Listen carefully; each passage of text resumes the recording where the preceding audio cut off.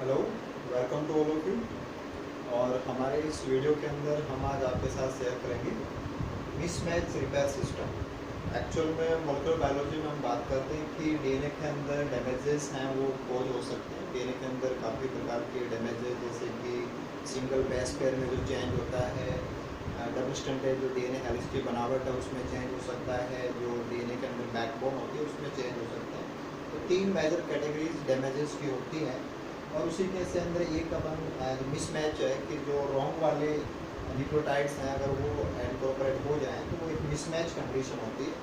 तो mismatch condition को अगर नहीं सुधारा जाएगा तो वो म्यूटेशंस के रूप में काम करती है। तो उसको सुधारने के लिए हमारा जो सेल का रिपेयर सिस्टम है वो काम करता है। तो मिसमैच रिपेयर सिस्टम में कैसे जो सेलुलर मैकेनिज्म है वो काम करती है उसकी हम यहाँ पे इस वीडियो के अंदर बातें करेंगे। तो सबसे पहले हम स्टार्ट करते हैं कि मिसमैच रिपेयर सिस्टम एप्लीकेबल कहाँ पे है।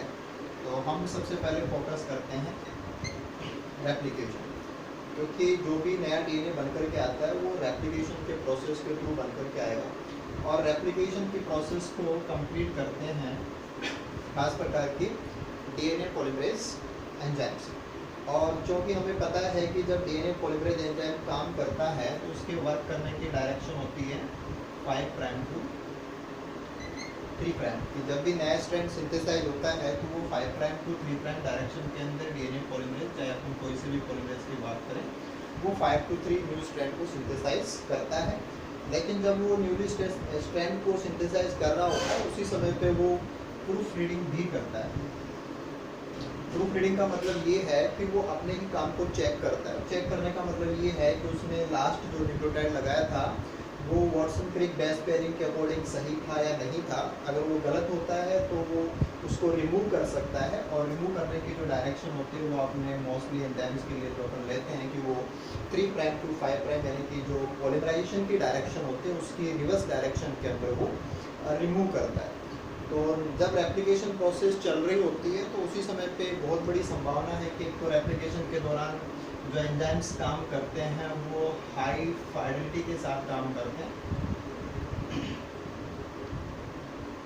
यानी कि जब पॉलीमरेज एंजाइम वर्क करते हैं तो वो बहुत ही कम एरर्स करते हैं और जो भी गलतियां करते हैं उनको वो अपनी प्रूफ रीडिंग से सुधार भी देते हैं। तो पहला तो वो गलती का हम यहाँ से कर देता है, और दूसरा अगर कोई गलती करता भी है तो उसको वो अपनी प्रूफ रीडिंग से रिमूव भी कर देता है। तो इन दोनों चीज़ों को मिला करके देखें तो बहुत ही कम एरर्स हैं वो पॉलीमरेज अपने काम के दौरान छोड़ते हैं, कि बहुत ही कम एरर्स हैं वो हाई फाइडेलिटी की वजह से और प्रूफ रीडिंग की वजह से एरर्स बहुत कम हो जाती हैं। लेकिन फिर भी कोई भी ऐसा डीएनए पॉलीमरेज नहीं है जो गलती नहीं करता है। तो आफ्टर ऑल इन दोनों चीज़ों के बाद में भी जो हमारा पॉलीमरेज है वो एरर्स कुछ ना कुछ एरर्स कर सकते हैं। एक तो ये चीज़ हमारे पास आ गई, और दूसरी चीज़ होती है कि जो भी स्पॉन्टेनियस म्यूटेशंस वगैरह हैं वो हो सकते हैं। देन आफ्टर जो म्यूटाजेंस हैं उनका इफेक्ट भी हो सकता है कि उनकी वजह से भी जो बेसेज हैं वो चेंज हो सकते हैं, उनके अंदर चेंजेस हैं वो आ सकते हैं। तो बहुत सारी चीज़ें आ गई कि रेप्लिकेशन के अंदर काम करने वाले एंजाइम से कुछ गलती रह गई हो, या स्पॉन्टेनियस कोई एरर कोज हो गई हो, या किसी म्यूटाजन की वजह से या किसी दूसरी फैक्टर की वजह से वहाँ पे कोई भी जो चेंज है वो आ गया हो। तो ये चीज़ यहाँ पे इस प्रकार से हम लेंगे कि अगर ये डीएनए पॉलीमरेज वाला वर्क है उसमें कहीं भी गलती हो जाए या इनमें से कोई सी भी चीज़ काम करे तो डीएनए के अंदर जो नया स्ट्रैंड बन करके आया है उसके अंदर कुछ गलत लग जाए तो that will be A mismatch condition. जैसा कि हम यहाँ देख सकते हैं,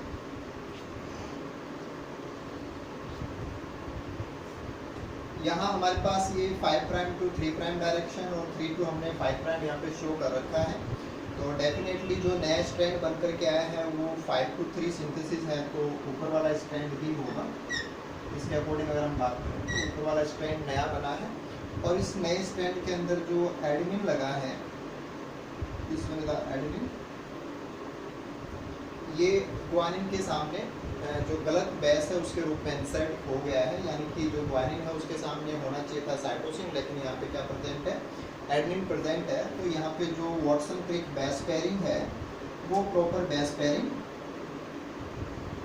नहीं हो पाएगी, और जब प्रॉपर बेस पेयरिंग नहीं हो पाएगी तो इस पर्टिकुलर रीजन के अंदर जहाँ पे ये मिसमैच वाली कंडीशन प्रेजेंट है, उस पर्टिकुलर रीजन के अंदर जो डबल स्ट्रैंडेड डीएनए का जो हेलिकल कन्फर्मेशन है, वो हेलिकल कन्फर्मेशन क्या हो रखा है, डिस्टॉर्ट हो रखा है। नॉर्मल जो हेलिक्स के पैरामीटर्स होते हैं वो पैरामीटर्स हमें इस वाले भाग में देखने को नहीं मिलेंगे। क्यों नहीं मिलेंगे?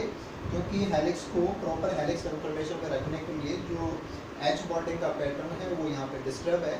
तो ये कंडीशन बाकी जो स्ट्रैंड है उसकी तुलना में बिल्कुल से अलग है और ये एक सिग्नल के रूप में काम करती है।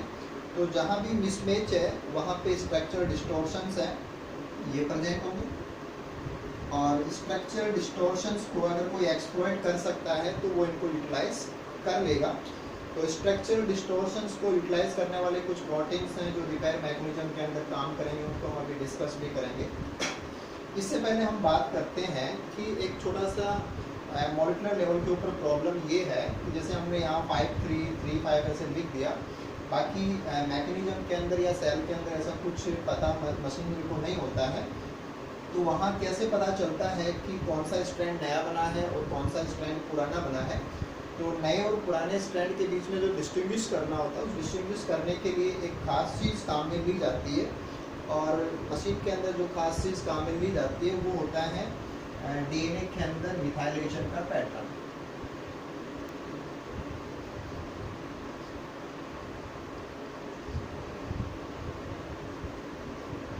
एक्चुअल में जो हमारे बेसिस हैं, बेसिस के ऊपर भी मैथिल ग्रुप जुड़ता है। जब बेसिस के ऊपर मैथिल ग्रुप जुड़ता है तो उसे अपन बोलते हैं डीएनए मिथाइलेशन। ऐसे ही जब अपन जीन रेगुलेशन वगैरह की बातें करेंगे तो वहाँ पे हमें ये भी पता लगेगा कि जो हिस्टोन्स होते हैं उन हिस्टोन्स के ऊपर भी मैथिल ग्रुप जुड़ता है, उसको अपन बोलते हैं हिस्टोन मिथाइलेशन। तो डीएनए का भी मिथाइलेशन होता है और हिस्टोन्स का भी मिथाइलेशन होता है। और डीएनए का जो मिथाइलेशन पैटर्न होता है, ये जो अपन कुछ और चीज़ें जैसे एंटीपिटेशन जैसी चीज़ें पढ़ते हैं या जो इनका इनहेरिटेंस का पैटर्न पढ़ते हैं कि जो अलग अलग पेरेंट्स से आने वाले क्रोमोसोम्स हैं उनके ऊपर जो डीएनए है, डीएनए के ऊपर मिथाइलेशन का जो पैटर्न है वो पेरेंट्स से भी मैच करता है। यानी कि दो अलग अलग पेरेंट्स से जो क्रोमोसोम्स आ रहे हैं उनके ऊपर जो डीएनए का मिथाइलेशन पैटर्न है वो पेरेंट्स के अकॉर्डिंग अलग अलग होता है। तो डीएनए का मिथाइलेशन पैटर्न अपने आप में एक सिग्नेचर होता है कि कौन से पेरेंट ने ये वाला डीएनए दिया है, ये वाला क्रोमोसोम दिया है, ये उस डीएनए के ऊपर उस पेरेंट की अपने आप में एक छाप होती है, एक प्रिंट होता है। तो डीएनए के अंदर मिथाइलेशन पाया जाता है जिसको अपन बोलते हैं डीएनए मिथाइलेशन पैटर्न। तो ये मिथाइलेशन हर जगह नहीं होता है। आपको खास चीज़ ध्यान रखनी है कि डीएनए का जो मिथाइलेशन है वो कहाँ होता है, मोस्टली एडेनिन के ऊपर ये मिथाइलेशन हो रखा है। डीएनए मिथाइलेशन एडेनिन के साथ में मैथिल ग्रुप जुड़ा रहता है और एडेनिन के ऊपर मैथिल ग्रुप को जोड़ने का जो काम करता है वो एक खास एंजाइम है और इस एंजाइम का नाम है डीऑक्सीराइबोस एडेनिन मिथाइल ट्रांसफरेज, या इसको अपन शॉर्ट में डैम मिथाइल ट्रांसफरेज एंजाइम बोलते हैं। तो ये एडेनिन के ऊपर मैथिल ग्रुप लगाता है। हालांकि डीएनए में तो हर जगह पे बहुत सारा एडेनिन हो सकता है, तो ये हर कहीं पे मैथिल नहीं लगाता है, ये किसी खास जगह पे ही मैथिल लगाता है और उस खास जगह के अंदर एक सीक्वेंस पाई जाती है। और इस सीक्वेंस को देखिए कि हम यहाँ पे देख पा रहे हैं, ये सीक्वेंस है GATC। ये एक रिपीट सीक्वेंस होते हैं जो बार बार जीनोम के अंदर, यानी कि इसकी बहुत सारी मल्टीपल कॉपीज, एक रिपीट सीक्वेंस है। This is a repeat sequence, इसकी बहुत सारी मल्टीपल कॉपीज जीनोम के अंदर पाई जाती हैं। तो GATC जो रिपीट्स हैं, इस टेट्रा न्यूक्लियोटाइड रिपीट के अंदर जो एडेनिन होता है उस एडेनिन के ऊपर जो डैम मिथाइल ट्रांसफरेज एंजाइम है उसके द्वारा एक सिग्नेचर के रूप में एडेनिन के ऊपर मैथिल ग्रुप जोड़ा हुआ होता है और इसी को अपन बोलते हैं डीएनए मिथाइलेशन पैटर्न। अब जैसा कि हम रेप्लिकेशन की बात करें तो रेप्लिकेशन में क्या होता है कि जैसे दो स्ट्रैंड थे और दोनों स्ट्रैंड बाद में ओपन होते हैं और ओपन होने के बाद में उनके ऊपर जो नए स्ट्रैंड्स हैं वो सिंथेसाइज किए जाते हैं। यानी कि जो पुराने वाले स्ट्रैंड्स हैं उनके ऊपर मिथाइलेशन प्रेजेंट होता है और जो नए स्ट्रैंड बनेंगे वो शुरुआत के अंदर उनके ऊपर मैथिल ग्रुप लगा हुआ नहीं होता है, क्योंकि वो तो अभी अभी नए बने हैं और उन नए बने हुए के ऊपर मैथिल बाद में लगाया जाता है कि कुछ मिनट्स बाद में जब ये रेप्लिकेशन हो जाता है, नया स्ट्रैंड सिंथेसाइज हो जाता है, देन आफ्टर कुछ टाइम लैग पीरियड होता है यानी कि नया बन जाएगा और मैथिल लगेगा, उसके बीच में कुछ टाइम इंटरवल होता है, तो उस टाइम इंटरवल के पूरा होने के बाद में ही ये वाला काम हो पाता है। यानी कि अभी अभी जो नया डीएनए बना है उसके ऊपर मैथिल ग्रुप लगे हुए नहीं होते हैं। यानी कि अगर हम इस कंडीशन की बात करें कि जैसे अभी अभी इसमें रेप्लिकेशन हुआ है, इन दोनों जगह के ऊपर अगर हम जाकर के देखें तो पुराने वाले के ऊपर मैथिल लगे होंगे और नए वाले के ऊपर मिथाइलेशन नहीं है। इसे अपन बोलते हैं हेमी मिथाइलेटेड कंडीशन।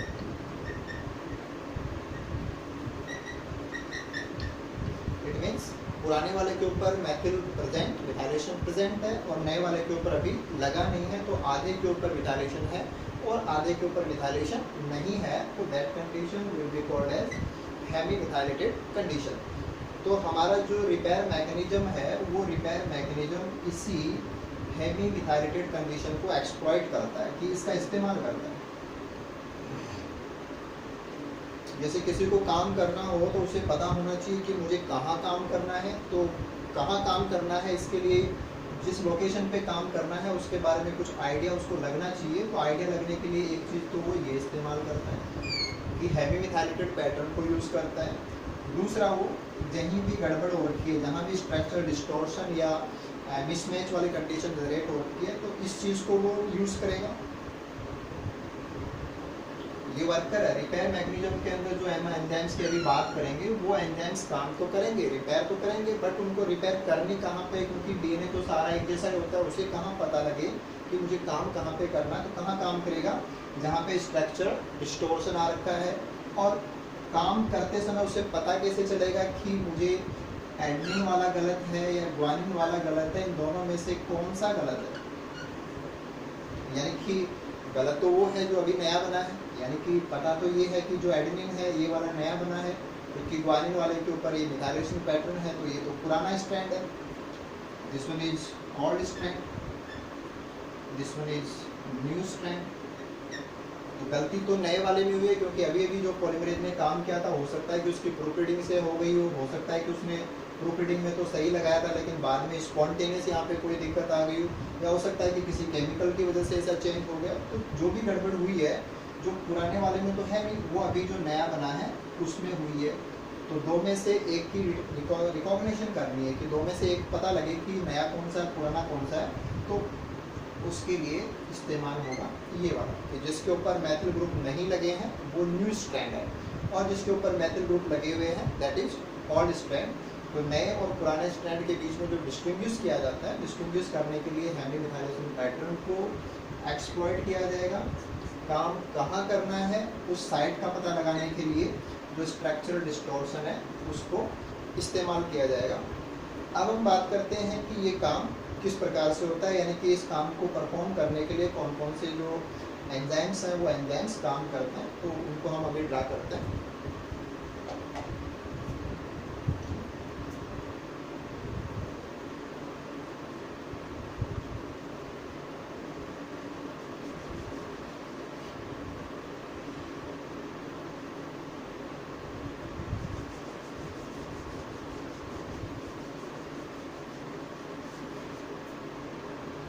तो यहाँ पे 3 मेन एंजाइम्स हैं जो मेन प्रोटीन्स हैं।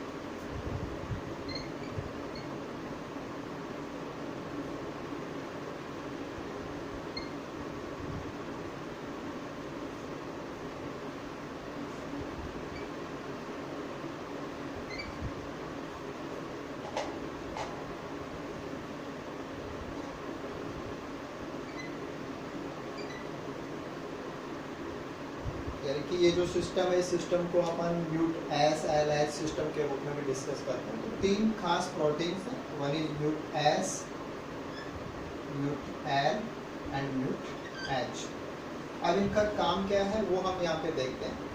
सबसे पहले जो काम होता है कि हमने बात की कि ये रिपीट्स बहुत सारे हैं, यानी कि खूब सारे जीनोम के अंदर बार बार ये रिपीट्स पाए जाते हैं। तो रिपीट को रिकॉग्नाइज करने का काम होता है दिस वन, कि सबसे पहले जो जहाँ भी डैमेज है उस डैमेज के पास में जो भी रिपीट होते हैं, जिसके पास में इधर रिपीट होती है तो वो यहाँ भी बाइंड हो सकता था, तो रिपीट के ऊपर बाइंड होने का काम करेगा H। जो हमारा म्यूट एच वाला प्रोटीन है ये रिपीट को एक्सप्लॉइट करता है, और रिपीट का मतलब जहाँ पे ये जीएटीसी और मिथाइलेशन है उसको रिकॉग्नाइज करके ये बाइंड कर देता है। इसके बाद में जो दूसरा प्रोटीन है दैट इज म्यूट एस, जहाँ पर भी मिसमैच है उस मिसमैच वाली जगह के ऊपर आकर के बाइंड करता है म्यूट एस।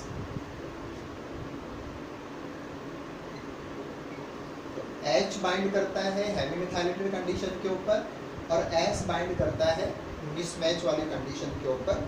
और जैसे ही ये मिसमैच वाली कंडीशन के ऊपर बाइंड कर लेता है देन आपको जो थर्ड मेंबर है L, ये आकर के इन दोनों के बीच में एक लिंक क्रिएट करता है।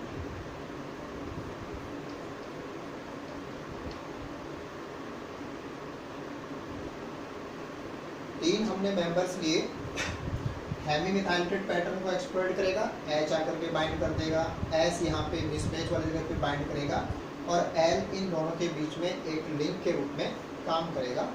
जैसे ही ये तीनों एप्रोप्रिएट इसी प्रकार से आकर के यहाँ पे आकर के बाइंड कर देंगे।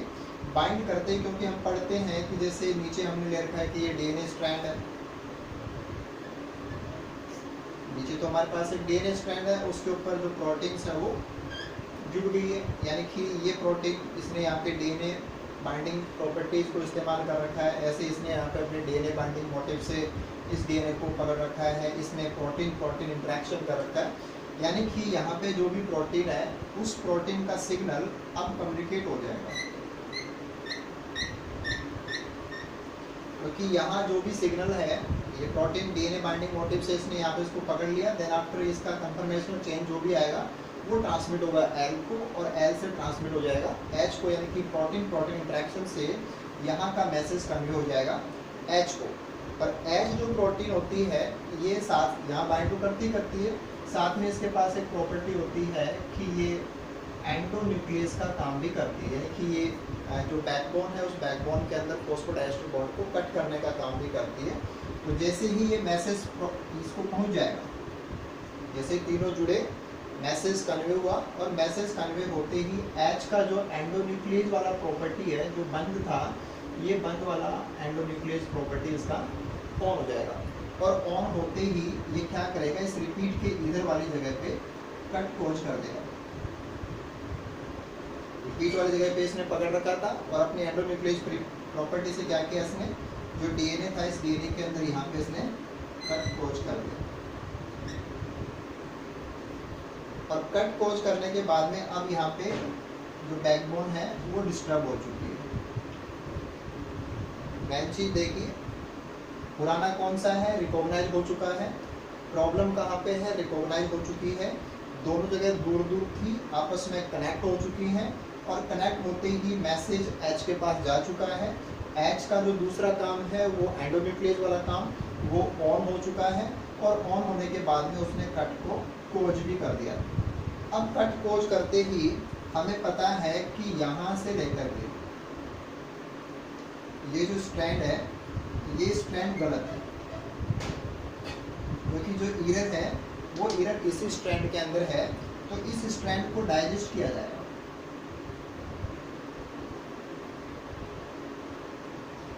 इस स्ट्रैंड को डाइजेस्ट किया जाएगा और इसको डाइजेस्ट करने के लिए एक्सोन्यूक्लियस एंजाइम्स हैं वो काम करते हैं। तो साथ में एक्सोन्यूक्लियस एंजाइम्स हैं, ये एक्सोन्यूक्लियस एंजाइम्स क्या करेंगे, इस स्ट्रैंड को डाइजेस्ट कर देंगे। यानी कि हम देख सकते हैं कि जैसे यहाँ पे कट लगेगा, कट के बाद में ये स्ट्रैंड सारा का सारा डाइजेस्ट होगा।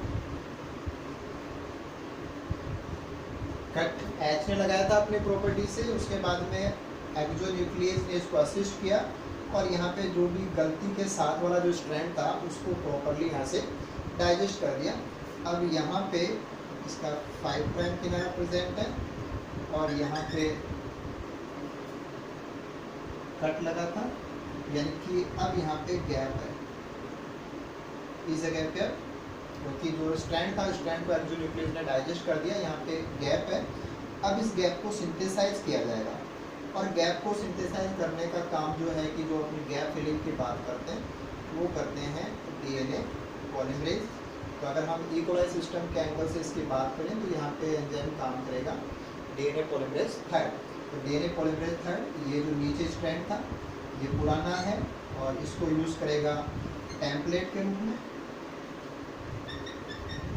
और टेम्पलेट के रूप में यूज़ करते हुए इस स्ट्रैंड को अब सिंथेसाइज कर देगा। और जब इस प्रकार से उसको सिंथेसाइज करेगा तो अब वो ग्वानिन के सामने लगाएगा साइटोसिन, यानी कि पहले यहाँ पे ग्वानिन था और अब यहाँ पे लग गया है साइटोसिन। इट मीन्स ये वाला साइटोसिन और ये वाला ग्वानिन अब ये बिल्कुल से सही है। और देन आफ्टर लास्ट के अंदर जो लाइगेज एंजाइम है वो लाइगेज एंजाइम इसको सील कर देगा कि जहाँ ये लास्ट न्यूक्लियोटाइड इसने बनाया है पुराने वाला जो था वहाँ पे लाइगेज एंजाइम इसको लाइगेज कर देगा। तो जो मैकेनिज्म थी उस मैकेनिज्म के अंदर मेन जो वर्कर्स थे वो थे H, S एंड L। ये जैसे ही अपने साइट्स को रिकॉग्नाइज करके बाइंड करते हैं मैसेज प्रोटीन प्रोटीन इंट्रैक्शन के थ्रू कम्युनिकेट हो जाएगा। और कम्युनिकेट होने का मतलब ये है कि पहले इसमें कंफर्मेशन चेंज, वो इसमें कंफर्मेशन चेंज कोज करेगा और लास्ट में कंफर्मेशन है वो चेंज के रूप में जो एनर्जी है वो H को मिलेगी। और H में जो चेंज आएगा कि वो अपने एंडोन्यूक्लियस प्रॉपर्टी को ऑन करके यहाँ पे कट लगा देगा और कट के बाद में जो एक्सो हैं वो इसको डाइजेस्ट कर देंगे। डाइजेस्ट करने के बाद में गैप बन जाएगा, गैप को हमारा जो DNA पॉलीमरेज थर्ड है वो फिलअप कर देगा। देन लास्ट के अंदर जो निक रह जाता है उस निक को लाइगेज के द्वारा सील कर दिया जाता है। तो अब हम देख सकते हैं कि जो नया स्ट्रैंड बना था उसमें पहले एडेनिन के रूप में गलती आई थी, वो अब रिमूव हो गई है और ग्वानिन के सामने जो साइटोसिन है वो लगा दिया गया है। जैसे ही रिपेयर मैकेनिज्म काम कर चुकी होगी उसके बाद में वापस से डैम मिथाइल ट्रांसफरेज का रोल आएगा और ये बाद में इसके ऊपर भी मिथाइल ग्रुप्स को ऐड कर देगा। यानी कि अब ये जब काम करेगा तो अब ये करेक्ट भी हो गया है, इसमें जो डैमेज था उस डैमेज को मिसमैच को हटा दिया गया है, करेक्ट हो गया है। और अब हमारा एंजाइम इस एडेनिन के ऊपर मैथिल ग्रुप्स को अटैच कर देगा। यानी कि पहले हेमी मिथाइलेटेड था तो रेप्लिकेशन के जस्ट बाद की बात होती है कि रेप्लिकेशन अभी अभी हुआ हो उस समय पे ये हमारा मैकेनिज्म काम करता है कि जो नया और पुराना है उसको डिस्टिंग्विश कर सकता है, बाद में उसको इधर को सुधार दिया जाएगा। देन फाइनली लास्ट के अंदर जो डैम मिथाइल ट्रांसफरेज है ये नया जो अभी अभी बना है जिसको करेक्ट कर दिया गया है उसके ऊपर मैथिल ग्रुप बना करके इसको इंटीग्रेट बना देगा। यानी कि इसकी जो इंटीग्रिटी है, जो सिग्नेचर है पैटर्न वाइज, वो सारे के सारे मेंटेन हो जाएंगे। और अब ये ऐसा हो गया जिसमें कोई लिमिटेशन नहीं है, क्योंकि अगर ये मिसमैच होता तो ये मैकेनिज्म वाइज ये म्यूटेशन के लिए काउंट हो जाता है। क्योंकि जब नेक्स्ट राउंड ऑफ एप्लीकेशन के अंदर ये दोनों स्ट्रैंड सेपरेट होकर इनकी कॉपी बनती तो पूरा बेस पेयर ही चेंज होता है, क्योंकि ए के सामने T आता और G के सामने C आता तो पूरा बेस पेयर चेंज हो जाता तो म्यूटेशंस के लिए काम करता। लेकिन अब रिपेयर मैकेनिज्म में काम कर दिया है तो वहाँ पे जो म्यूटेशंस की संभावनाएं हैं वो नलिफाइड हो गई हैं और रिपेयर सिस्टम ने हमारा जो भी काम किया है वो एरर फ्री सिस्टम ने किया। एरर फ्री सिस्टम ने क्यों किया है? क्योंकि उसने एरर वाली चीज़ को हटाया और उसके आगे पीछे वाले स्ट्रैंड को भी हटाया। और जब दोबारा से नया बनवाया, यानी कि पॉलीमरेज थर्ड को यूज़ करके जब नया बनवाया तो उसने बिल्कुल ग्वानिन को एक्सप्लॉइट किया है। तो करेक्ट वाला न्यूक्लियोटाइड यहाँ पे लगाया है तो नया स्ट्रैंड बिल्कुल से जो बना उसमें कोई भी एरर नहीं आई है। तो बिल्कुल एरर फ्री मैनर के अंदर रिपेयर करता है। मिसमैच के लिए डेडिकेट सिस्टम है और कब काम करता है? जब वो टाइम लैग की बात की कि अभी अभी नया बना है और उसके ऊपर मिथाइलेशन नहीं हुआ है। अगर ये मिसमैच रिपेयर सिस्टम काम ना करे और उस पर मिथाइल ट्रांसफरेज अपना काम कर दे, यानी कि कुछ मिनट बाद की अगर हम बातें करें या कुछ टाइम इंटरवल बाद की बातें करें, तो अगर दोनों साइड के अंदर मिथाइलेशन आ जाएगा तो अब डिस्टिंग्विश नहीं कर पाएगा सिस्टम। उस समय पे मिसमैच रिपेयर सिस्टम वो काम नहीं करेगा और जब वो नहीं कर पाएगा तो डेफिनेटली ये जो चीज़ें थी ये अगली पीढ़ी के अंदर म्यूटेशंस के रूप में ट्रांसमिट हो जाएगी। तो अभी हमने जो डिस्कस किया इस पार्ट को हम प्रोकैरियोटिक सिस्टम के रूप में लेंगे। ये जो इकोलाई सिस्टम है, प्रोकैरियोटिक सिस्टम है, उसके अंदर मिसमैच रिपेयर सिस्टम को MUT_S सिस्टम के द्वारा कैसे रिकॉग्नाइज करके रिपेयर किया जाता है। इससे थोड़ा बहुत मैच करता हुआ सिस्टम यूकैरियोट्स का, यानी कि मैमल्स और ह्यूमन्स का सिस्टम है, जिसको हम एक अलग वीडियो में लेंगे। उसमें कुछ थोड़े से चेंजेस भी हैं और वो चेंजेस किस प्रकार से हैं, वो कैसे काम करता है, उसको अपन नेक्स्ट स्लाइड के अंदर डिस्कस करेंगे। आई होप चीज़ें आपको समझ में आई होंगी। तो बिल्कुल से आप इसका पूरा फ़ायदा उठाइए, चैनल को आराम से देखिए। चैनल के ऊपर जो जेनेटिक्स के काफ़ी सारे क्वेश्चंस हैं वो भी मैंने छोड़ रखे हैं, आप उनके एक्सप्लेनेशन को भी काम में लीजिए। जहाँ तक इस टॉपिक की बात है, इस टॉपिक का जो रिलेवेंस है वो बीएससी क्लासेस के अंदर भी हम रिपेयर सिस्टम की बात करते हैं, वहाँ के बच्चों को भी काम आता है। एमएससी क्लासेस के अंदर भी रिपेयर सिस्टम है, इवन बॉटनी जूलॉजी दोनों एंगल से जो बच्चे हैं वो रिपेयर मैकेनिज्म को पढ़ते हैं। और लास्ट में अगर हम बात करें तो जो टॉप मोस्ट अपना सब्जेक्ट का लेवल है CSIR लेवल की बात करें तो वहाँ पर भी रिपेयर मैकेनिज्म काफ़ी सारी इंपॉर्टेंट मैकेनिज्म के रूप में काउंट होती है। कि बहुत सारे से अगर क्वेश्चन हैं वो रिपेयर मैकेनिज्म से पूछे जाते हैं, तो UG PG और CSIR लेवल से काफ़ी इंपॉर्टेंट टॉपिक है। तो आप इस पूरी चीज़ों को समझने की कोशिश करें और चैनल के अंदर जो भी अपडेट्स हैं उनको देखते रहने के लिए आप चैनल को सब्सक्राइब भी करें, ताकि आपको जो अपडेट्स हैं वो डेली मिलते रहें। आई होप चीज़ें आपको समझ में आई। Okay, thank you and good luck.